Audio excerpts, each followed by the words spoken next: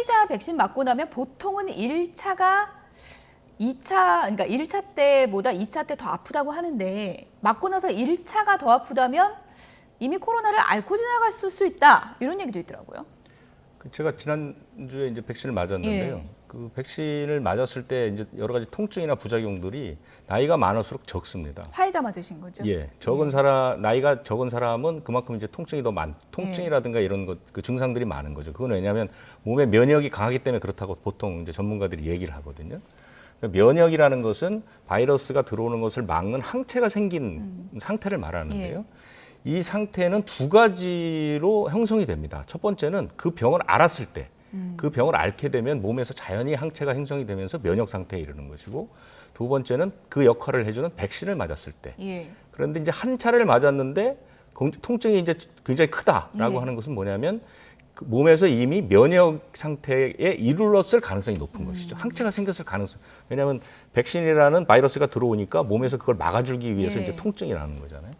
그렇기 때문에 지금 조금 전에 말씀하신 것처럼 1차를 맞았는데 화이자가 굉장히 통증이 심하거나 했을 경우는 그 몸에서 한번 자연적으로 알아서 항체를 형성했을 가능성이 있다라는데 이것이 의학적으로 어떤 과정과 통계 수치를 갖고 있는지는 아직 없습니다. 근데 통상 면역이 미리 한번 앓게 되면 면역을 갖고 있기 때문에 백신을 맞았을 때 오히려 통증이 좀 클 수 있다 이렇게 얘기가 되는 것이죠. 유재석 의원님 맞고 나서 어떤 증상 있으셨어요? 저는 뭐 거의 통증이 없었습니다. 그래서 아마 나이가 좀 있어서 그러지 않았을까 그렇게 생각합니다. 이렇게 통증이 없는 건 괜찮은 건가요? 어떻습니까? 네, 괜찮습니다. 물론 이제 젊은 분이 상대적으로 이상 반응을 많이 호소하긴 하지만 또 어떤 이상 반응의 정도에 따라서 백신의 면역 형성 반응의 차이가 있다는 연구는 아직 없기 때문에 오히려 이제 큰 이상 없이 또 이제 좋은 항체를 만드셨을 것으로 기대가 됩니다. 그러니까 설명해 주신 대로 화이자 백신을 맞았는데 1차 때가 더 아팠다. 그러면 앓고 지나갔을 수도 있다라는 이제 상황을 가정해 보면 그러면 1차가 더 아픈 분들은 남들보다 백신 맞았을 때 항체가 더 많아졌을 가능성도 있는 거네요.